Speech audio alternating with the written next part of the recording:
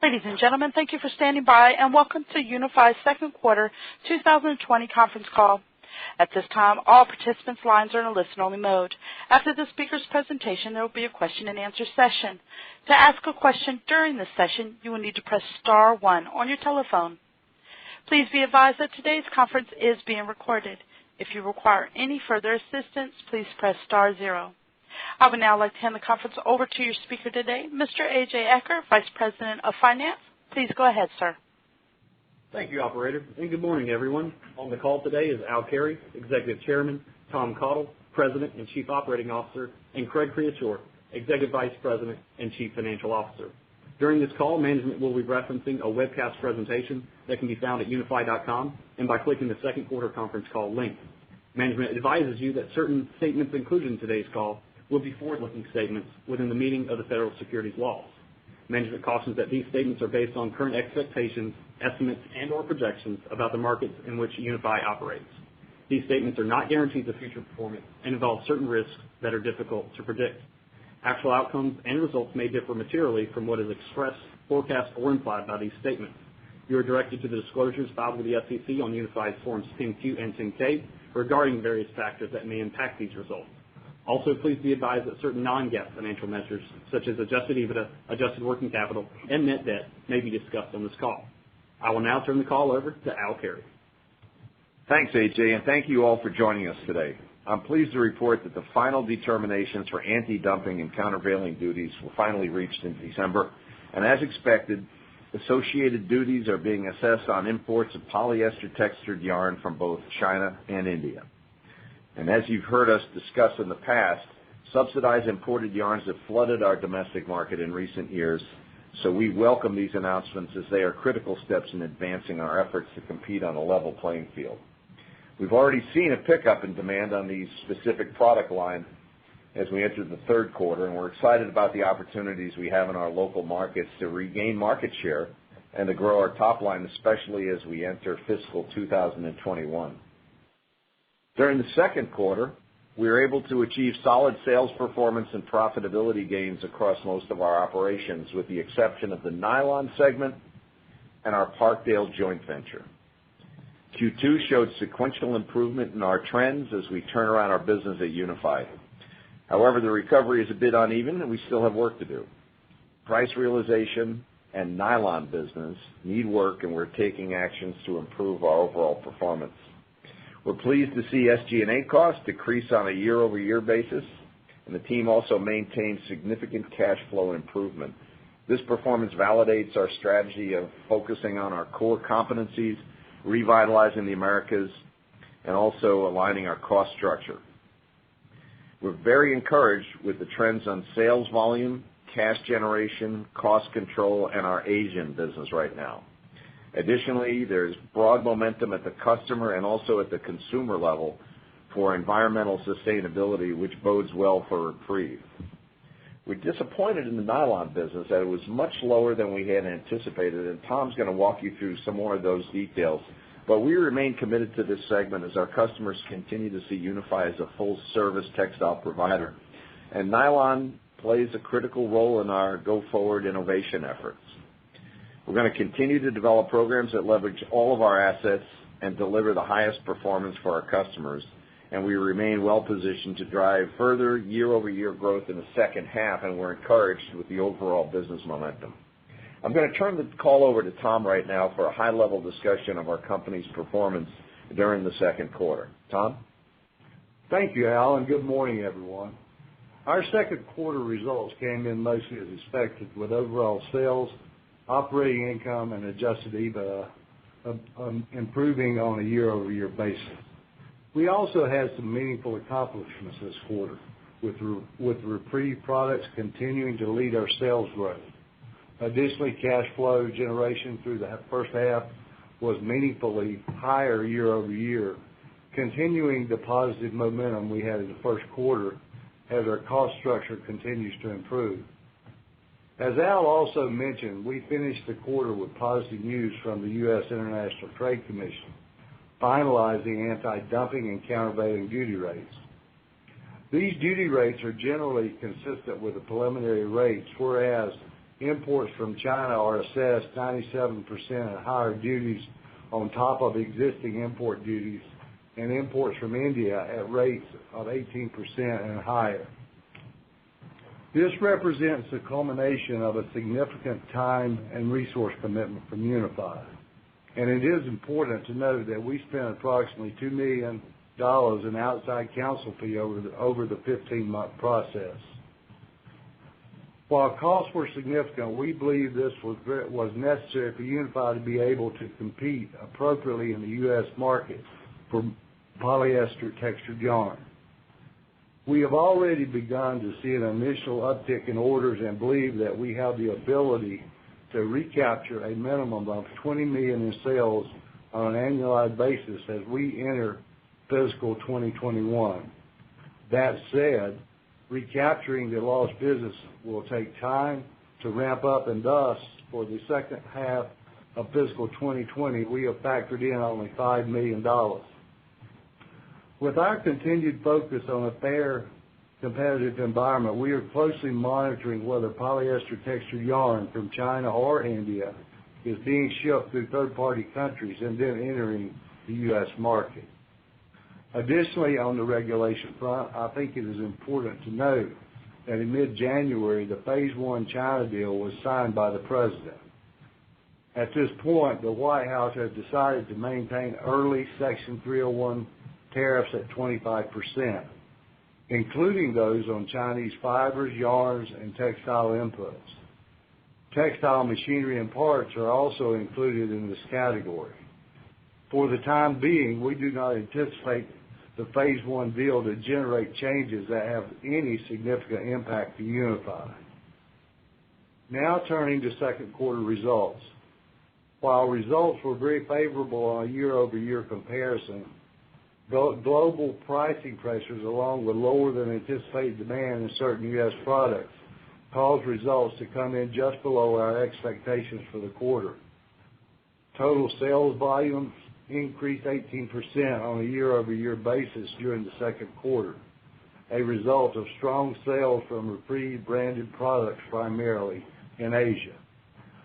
While the volume increase was meaningful, we saw a less favorable sales mix and lower average selling prices, especially due to lower nylon volumes. And while the margin pressure we experienced in the international business was driven by sales mix and pricing pressure amidst raw material cost fluctuations, our portfolio continues to drive momentum in Asia, a testament to the level of quality and desirability that our Reprieve platform offers. As I said before, the current business environment in the Americas remains challenging and evolving, but we are confident that we have the ability to recapture market share in the U.S. with the new duties in place and hope to build incremental volume as the year progresses. On the commercial and innovation front, the opportunity for evolving technologies that bring value to circular initiatives is critical for our customers and our planet. Our commitment to Reprieve and sustainability remains strong as we continue to innovate across our portfolio. One example is how we're now working with IBM Research and have entered into a memorandum of understanding regarding their chemical recycling technology. IBM's research novel technology, VolCat, leverages volatile and recoverable catalysts that acts as a molecular sorter, allowing for optimal filtration and separation of contaminants as well as our color removal. We are energized to provide expertise and development insights regarding many aspects of this technology, including feedstock, recycling, and melt extrusion, to bring an emerging technology to scale to meet global demands. Next, a few commercial examples of recent adoptions with emphasis on growth driven by our Asian segment. The original Dockers Alpha Khaki pant is using our TrueTemp 365 technology in their all-season tech with stretch and continue to expand at retail. Free Country is producing more sustainable products and has converted over 75% of their free cycled jackets to Reprieve-based insulation. UGG, which is under the Deckers umbrella, adopted Reprieve in all scrim behind the plush lining in multi-styles, including the classic slipper, mini fluff, high-low, and kids' classic 2 shoes. O'Neill is expanding Reprieve offering in snow and swimwear for 2020. The jackets and bibs in the O'Neill blue line and the Hybrid Freak board short will be made with Reprieve. Patagonia's latest series of sustainable garments for the season feature Reprieve in the shell and linings of the new recycled high-pile fleece down jacket. We are excited about the opportunities for Reprieve and our sustainability partners as momentum continues to build. Now I'll walk through our segment performance for the second quarter. Let's start with our largest segment, polyester. We are pleased with the progress the segment has been making, with raw material costs moving in our favor this quarter, optimizing our manufacturing base, and capturing synergies from previously acquired companies. We are able to double gross margin year over year. The segment sales mix was partially offset by lower demand in our higher margin industrial automotive products as the overall automotive industry has seen some softer U.S. textile demand. Moving to our now second largest segment, Asia, we again continue to see meaningful top-line expansion and opportunity. Although we are currently seeing more growth in lower margin products in Asia, this region has been flourished and has been a bright spot for us, with an enormous market share available. We have made progress to better position and optimize our supply chain, including a new strategic partner in Southeast Asia, which we expect will allow us to realize cost benefits for margin improvement. Current actions are expected to materialize in July 2020. Brazil was impacted by difficult market conditions and pricing pressures, which led to softness in sales and profitability. Fortunately, the economic and political conditions in Brazil seem to be moving in the right direction. We anticipate this will serve as a catalyst for a second half of the year, which we will monitor the economic climate carefully as the year progresses. The nylon industry in the U.S. has experienced a continued movement toward Asian sourcing. Our nylon business experienced a difficult quarter as the segment saw lower sales volume and consistently lower fixed cost absorption. Two of our largest customers moved certain programs offshore, and consequently, we saw an impact to our nylon business during calendar 2019. The team has been working very hard to backfill some of this lost volume, and because global consumer demand for nylon continues to grow at a modest rate, the pipeline remains solid. We continue to believe in our nylon business and those assets which remain a critical component of our innovation and development efforts. While this business will remain challenging for another few quarters, we continue to believe in the long-term opportunities, and we will build this business back to a leading position. Lastly, during the quarter, our Parkdale joint venture saw a significant setback with weaker leverage and lower margin pull-through. Parkdale continues to be an investment that we value, and in the past has been a meaningful contributor to cash generation. For example, their $10.4 million distribution last quarter allowed us to meaningfully reduce our leverage and put us in a strong capital position. To conclude, the second quarter results reflect some strong improvements in our core business and continued cash flow momentum. With just a few shortfalls in nylon and certain other pockets, we remain optimistic on the road ahead and come away from the quarter feeling encouraged. I will now pass the call to Craig. Thank you, Tom, and good morning, everyone. As Tom noted, our operational results were significantly improved over the prior year second quarter, and we have achieved another strong quarter of cash flow performance. I'll review the key drivers of our performance in my discussion today, and I would like to begin with an overview of Q2 as we experienced several positive financial changes over the prior year second quarter. We will begin on slide 3 of the conference call presentation. Overall, for Q2, gross profit increased in connection with a more favorable raw material cost environment in the U.S., which was partially offset by the nylon shortfall and global competitive pricing pressures.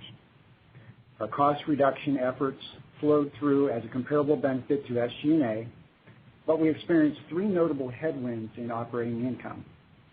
First, an unfavorable foreign currency transaction losses generated a comparable decline of $800,000 from Q2 2019 to Q2 2020. This resulted from comparably weaker exchange rates in both Brazil and Asia. As a reminder, a strong Brazilian real is generally positive for our Brazil business, while a strong U.S. dollar is generally positive for our Asian business, but neither of those occurred this quarter. Next, we commenced a wind-down plan for our Sri Lanka sales and sourcing operation and recorded the associated severance and exit costs of approximately $400,000. And the last impact to operating income involved the legal fees associated with the trade petitions. We expected the finalization of those petitions to generate a $500,000 expense in our third quarter, fiscal 2020, but the favorable resolution in December 2019 triggered that expense to apply to Q2 2020. This does not impact our full-year view of fiscal year 2020. Over the course of the trade petition activities we have undertaken in fiscal 2019 and 2020, we have spent a total of $2 million on these activities. The performance shortfall from Parkdale accounted for $1.6 million of the $1.8 million negative change in unconsolidated affiliates, and Q2 of fiscal year 2019 had $2 million of tax credits that did not repeat in the current quarter. Excluding the tax benefit in the prior year, underlying net income improved by $1.2 million despite the Parkdale shortfall, and by more than $2 million when the Parkdale shortfall is ignored.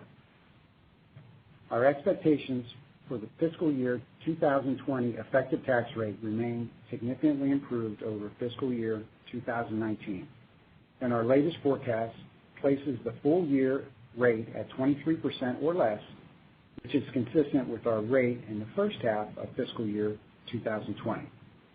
The 55% effective tax rate applied in Q2 FY 2020 is associated with a lower amount of taxable U.S. earnings. Net income and earnings per share of Q2 of fiscal year 2020 were $409,000 and 2 cents, respectively. Moving to slide 4 of the webcast presentation, I will review sales highlights by segment. Consolidated net sales increased 1.1%, with significant volume growth in Asia that was partially offset by the volume decline we experienced in the nylon segment.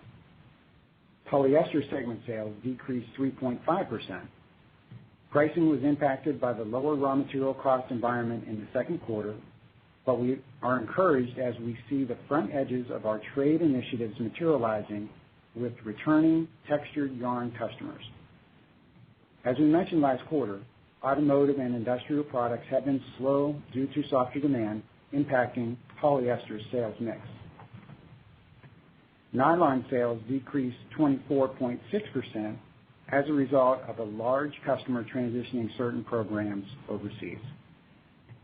In Brazil, sales volumes increased 3.2% despite competitive and economic pressures, while declining raw material costs and foreign currency exchange drove down pricing. Sales results for the Asia segment continued their strong performance as volumes increased 63.6% despite uncertainty in global trade and international competition. Sales of Reprieve products led the way in Asia, as we continue to attract quality brand programs and maintain a leadership position in the recycled market. The Reprieve platform remains a growth engine of our Asia strategy as it continues to be validated. Moving on to gross profit on slide 5. Consolidated gross profit increased from $14.2 million to $15.7 million, while the associated margin increased from 8.4% to 9.2%. We are pleased with this improvement, and with aid from the raw material cost environment in the U.S., we were able to overcome shortfalls in nylon. Looking at this from a segment perspective, polyester primarily benefited from a more favorable raw material cost environment, with a doubling of gross profit in terms of dollars and as a percentage of sales. Nylon primarily experienced weaker fixed cost absorption due to lower revenues, and its margin rate declined from 9.0% to 0.3%. Brazil faced competitive pressures during a declining cost environment, generating a gross margin decrease from 18.2% to 16.4%. Lastly, Asia's sales mix included significant chip and staple fiber sales, which currently carry a lower margin profile, as these products are used to seed new programs and initiate further customer development. As a result, Asia gross margin declined from 12.7% to 11.5%. However, as Tom mentioned earlier, we are constantly evaluating more efficient and effective supply chain solutions for our operations. We are making progress on one of multiple improvements to the sourcing of recycled raw materials for our Asian operations. Moving on to slide 6, we present equity affiliates. Pre-tax earnings from equity affiliates decreased by approximately $1.8 million from Q2 2019 to Q2 2020. Parkdale's results primarily reflect lower operating leverage during a period of elevated costs. There were no equity affiliate distributions in the second quarter, but we did receive a $10.4 million distribution from Parkdale in the first quarter of fiscal year 2020. Slide 7 covers debt and cash highlights. We ended the December 2019 period at $129.3 million in debt, while net debt was $92.1 million, a 13% improvement or reduction from June 2019. At December 29, 2019, our weighted average interest rate was 3.2%. As for the rest of the balance sheet, our working capital position reflects the typically elevated levels that are consistent with a routine December shutdown period. Additionally, our cash position indicates continued solid cash generation by our foreign operations. Before opening up for questions, slide 8 details our guidance that was contained in today's press release. I'll take a moment to provide some context, as we've decided to adjust our expectations to reflect a few things that occurred during the quarter. We continue to expect significant growth in Asia to fuel the 10% to 13% growth in sales volume. But translation into net sales growth is now expected to be offset by additional headwinds we have experienced in the nylon segment, lower demand for automotive and industrial products, and the current foreign currency environment. While we are expecting anti-dumping results to have a moderate positive impact in the short term, this will take some time to take hold, and we expect to see a more substantial tailwind in fiscal year 2021. Thus, we've slightly reduced our fiscal 2020 sales expectations to come in closer to fiscal year 2019 levels, between $700 million and $715 million. Our outlook for sales does anticipate some moderate market share restoration on our polyester business from the completed trade initiatives, but the majority of that benefit ramps up in fiscal year 2021. And while gross profit will likely continue to be pressured by the short-term issues we've noted in nylon and Brazil, our recovery efforts in polyester, growth in Asia, and meaningfully better SG&A cost structure will still provide significant growth over fiscal year 2019 for operating income, net income, and adjusted EBITDA. Lastly, we have lowered our capital expenditures estimate from $25 million to $23 million based on the timing of certain projects. We have reduced our expectations for our effective tax rate to now be 23% or lower. Again, we are pleased with the significant improvements over fiscal year 2019, and we look forward to fiscal 2020 providing a platform to grow in market share, expand our innovative portfolio, and leverage our unmatched supply chain for further global growth. We will now open up the line for questions. Thank you. As a reminder, to ask a question, press star 1 on your touchtone telephone. To withdraw your question, press the pound key. Please limit yourself to one question and one follow-up. And our first question comes from Chris McGinnis with Sidoti & Company. Your line is open. Good morning. Thank you for taking my questions. Maybe if we could, thank you. Maybe if we could start just with China and kind of the current situation there. Could you maybe just walk through any kind of current issues? Maybe that could be a positive for you. You know, how you see it playing out, and maybe impacting your business positively or negatively. Thanks. Chris, this is Tom. I mean, we continue to be really encouraged by business in Asia. It continues to grow and expand. You know, we've talked many times about the product mix and how it affects the overall margin, but, you know, we're growing the chip and flake and staple fiber, or chip and staple fiber at a much accelerated rate over what we are the higher value filament products. So the margins are a little depressed, but as we've said before, we are cultivating a Malaysian source of raw materials that's going to help us improve the margins on a longer term basis. You know, we probably won't see the effect of that until early in 2021.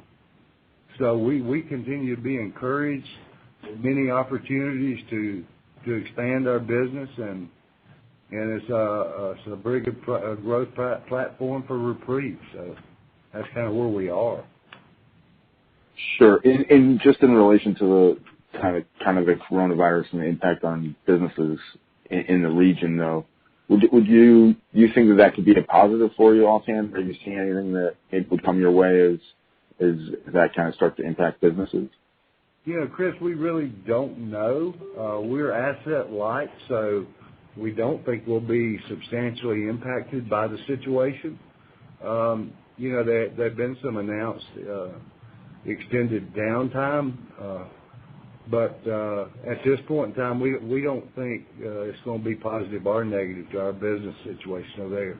That changes, you know, we'll kind of monitor and let people know as we go forward. Chris and Al, we have no assets on the ground in China, so we won't have any factory shutdowns or any kind of lost shipping days. But I don't know. We're going to dig through that in the next day or two and get a little better handle on it. If I were to bet, slightly positive, but nothing significant, but probably no negative. Okay, thanks for that. And then Ken, just one last one, just around the anti-dumping. I think you mentioned $1 million in annual sales is what you think you lost out, and you should be able to recapture that, you know, over time. You know, the end of the year brought the final decision by the International Trade Commission. So China's at 97+%, India's at 18+% on an anti-dumping rate. We've seen the significant decline in imports from China and a meaningful decline in the imports from India. So we're very encouraged by what we see. You know, we're continuing to monitoring other countries to see if, you know, some of that those imports have moved around a bit, but we saw increases in our demand for recycled product at the end of our second quarter, and we're encouraged by what we see going into the third and fourth quarter. So we think we're going to get to where we thought we would be. I wouldn't want to project off of 5 weeks, but we very definitely have seen a pick up in our U.S. sales or shipments in the last 5 weeks. Great. Thanks, Sal. I'll jump back in queue. Thanks for taking my questions. Thanks, Chris. Thank you. Our next question comes from Daniel Moore with CJS Securities. Your line is open. Al, Tom, Craig, good morning. Thanks for taking the question. Hi, Dan. Good morning, Dan. I wanted to talk a little bit about the mix. You just alluded to it in detail, Tom, so appreciated. PVA continues to grow, now up over 50% of revenue. As you look out over the next 4 to 8 quarters, do you expect chipped flake and staple fiber to continue to outpace higher margin, yarn sales and sort of TVA products with more benefits, if you will? When do we expect that mix to maybe turn a little bit more favorable over the longer term? Dan, the opportunity for chip and staple fiber are so much greater than what the filament is in Asia. We think it's going to continue. So our focus is going to be on improving the supply chain for those products to improve margin.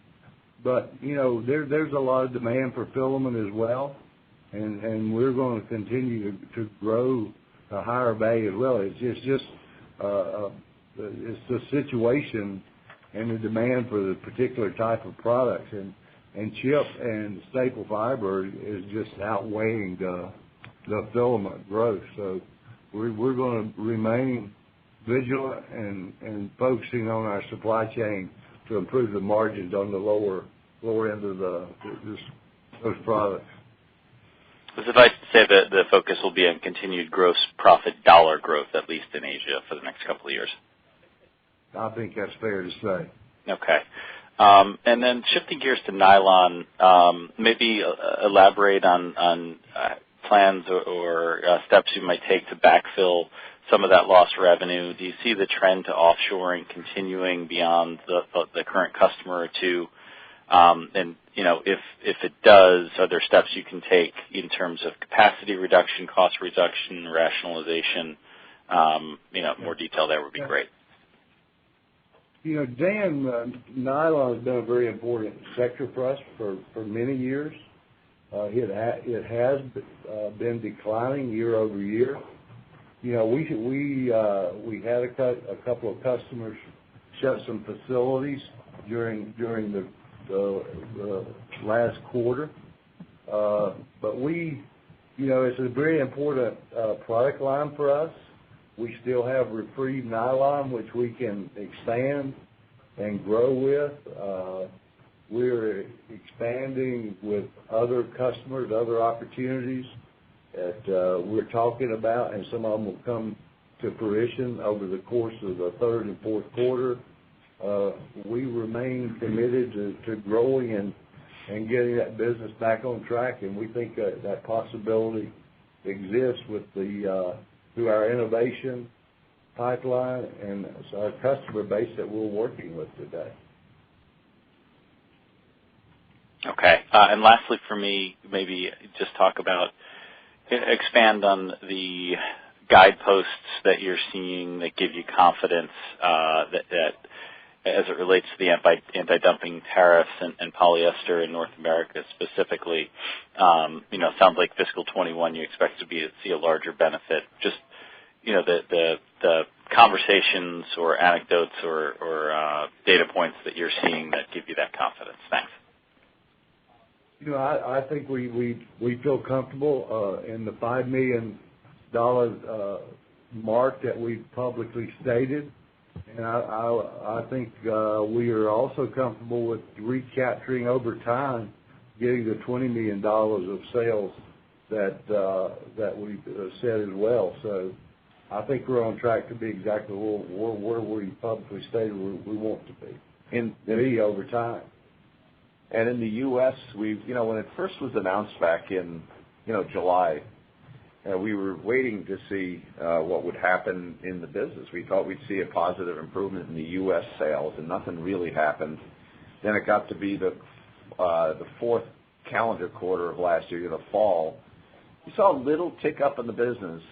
And then towards the end of the quarter, we saw a little better tick up in the business. But once the December 12th announcement was made, and I think some of these low-priced inventories have probably worked themselves through the market, we've seen, let's say, the last week of December and all of January, strong sales improvement, a significant improvement over what we were doing. So we were in the negative column before, now we're in the positive.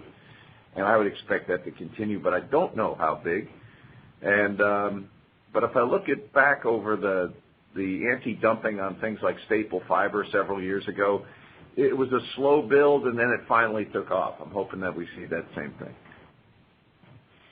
Helpful. And I'll sneak one more in, if I may. Parkdale, obviously a little bit of a decline year over year in terms of the impact on the income statement. Are those assets still generating, significant positive free cash flow, at least through the first half of your fiscal 20? And any changes in your, view or thoughts regarding potential strategic alternatives for that investment? Dan, this is Craig. Yeah, Parkdale definitely has come into a period where they've had some elevated costs. They've had some challenges, I think, with the cotton crop. They continue to operate that business in a really good manner, but they've come up with some obstacles that definitely are different than last year, and you're definitely seeing that, as you're pointing out, in our portion of their earnings.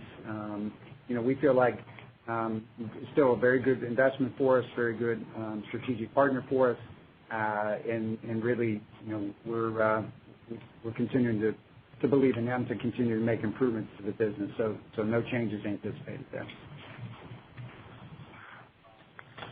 Thank you for the call. Thanks. Thanks, Dan. Thank you. Our next question comes from Marco Rodriguez with Stonegate Capital. Your line is open. Good morning. Thank you for taking my questions. Good morning, Marco. Good morning. I was wondering if you can talk a little bit more about some of the pressures you guys have been seeing this last quarter. You specifically brought out international pricing pressures, and I believe you used some verbiage here in your prepared remarks about the competitive levels being kind of described as aggressive. Can you maybe go into a little bit more color as far as what are the dynamics you're kind of seeing out there, the drivers, if this is specific to maybe a region or a particular competitor? Any sort of color around those would be very helpful. Marco, this is Tom. We knew when we filed the anti-dumping suit on the international front that there would be some movement around the region and Southeast Asia.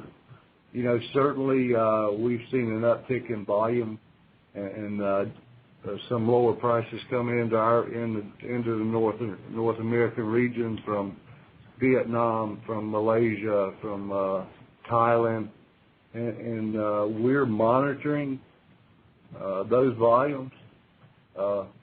We think because of capacity they will flatten out over time, and everything will normalize, and we'll get the benefit out of the anti-dumping, which we anticipated. But if not, we always have the option of initiating more action against countries for anti-dumping as well. I'd also, Marco, throw in on Central America. It's gotten very competitive in that market, and we've decided to protect our market share. And our sales are up 26%, volume sales. And I think there's an opportunity to not be quite as aggressive, but I think, we're working on getting the right pricing in that market. Got it. And then talking about your guidance here, looking at what sort of is implied on the numbers, if I'm doing my math right, looks like for fiscal 20, it's about a 10.5% gross profit margin, give or take a few basis points. Can you maybe talk a little bit about how you see that progressing in the second half of your fiscal 20? Yeah, I think you're right on, Marcos. I think we're expecting the full year gross margin to be probably just a little bit higher than 10% in total. We do think we'll see some benefit here in Q3 to some of the actions that we talked about, including the anti-dumping But then we really feel like, and seasonally it usually is our strongest quarter, that Q4 probably will show quite a bit more growth, and we're expecting to be noticeably above that 10% average for the full year in Q4. That's helpful. And then maybe if you can talk a little bit more about the capital allocation priorities you guys have. I know you talked about a slight reduction in your CapEx just based on some timing aspects, but if you can maybe talk about the priorities you see in the next 12 months, that'd be helpful. Sure. I think for us, continuing to be thoughtful on the capital expenditures. We've talked about the larger projects, the Evo coolers, the texturing machines that we have that are coming in. Our current forecast anticipates that we will start to spend some dollars in FY20 for those, the first wave of those machines, and then the bulk of that flowing out in FY21. We feel like we're investing in the right areas, the right strategic areas, the right maintenance areas. So we feel that $23 million forecast for the year is a very comfortable level for us.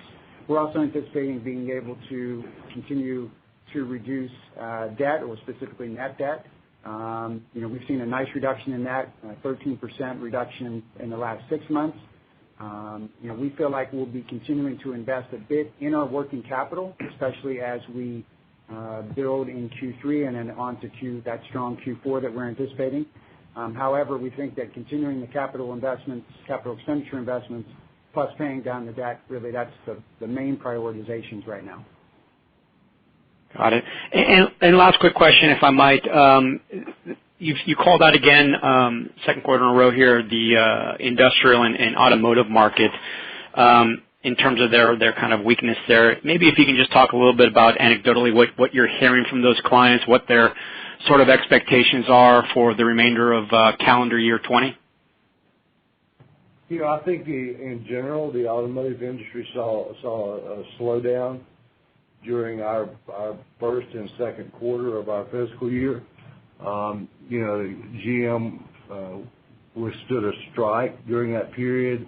Some others announced reduction of models and what have you. So I think the industry as a whole saw a slowdown during the period, and we're watching what's going to happen in the third and fourth quarters, but we may see a little bit of an uptick, but we don't expect total recovery from where we were before all of that took place in our third and fourth quarters. Got it. Thanks a lot, guys. I appreciate your time. I thought before I turn over to HA to close it up, I just thought I would make a broad comment on how I see the business moving forward and why we have optimism. So if you think back about this time last year, we were in a tough spot on many fronts, and I really think the best way I would describe the business in the last 2 quarters is sequential improvement. And I'd say that the sequential improvement will continue in quarters 3 and quarter 4, continuously moving forward a little bit. But the recovery has been uneven with a few surprises, so I don't want to diminish those. But here's what I would say as far as positives. The sales volume is very positive on many fronts, and I'm particularly encouraged with the overall U.S. business in, let's call it, the last 5 or 6 weeks. So it looks like the anti-dumping is finally starting to hit. I don't want to project so much positive on 5 weeks, but it appears that that's a trend that we can definitely see improving. And if you look at our revenue, which was weak at 1.1%, if you took out the nylon, it was actually up 6%. So I'm feeling a little better about our overall trends there. The other thing our board puts a big focus on is cash generation and cost controls, and I'll tell you, both of those are in a very good spot, and I expect it to continue. Our Asia business is very fast growing, and over the last several, let's call it 2 months, I think as ESG becomes such an important part of the economy and so much discussion about it in the news and the press, I think it's beginning to have a positive impact on Reprieve. And I hear more and more positive discussions with our customers about REPREVE and their interest on our innovation on REPREVE, such as in nylon and ocean plastic. Opportunities, definitely price realization. And I'd look at it in two different ways there. Price realization in Asia, price realization in Central America is where you need to put some efforts. And there are two different plans, but those plans are in place, and I expect some improvement. And then nylon. And I would expect we have several ideas on nylon. I think they'll really materialize towards the end of this fiscal year. And I think we'll start anniversarying the departure of the plants that shut down. But we intend to keep nylon as part of our overall portfolio because our customers see us as a full textile company, not partial. And so we're compelled to work on this nylon thing. But that's it overall. I mean, that's the way I'm looking at the business. We've been working hard. I think we're making a lot of progress. We still have a lot of work to do, though. But so that, I feel very positive. All of us sitting here feel very positive about where we're heading for the second half of the year. So with that, let me turn it over to AJ for the close. Thank you, everyone, for participating today. Our next earnings release for the third fiscal quarter ending March 29th, 2020 is tentatively scheduled for Wednesday, April 29th, 2020, with a conference call to follow that same day at 8:30 a.m. Eastern Time. Thank you for joining today's call. Ladies and gentlemen, this concludes today's conference call. Thank you for participating. You may now disconnect. Everyone, have a great day.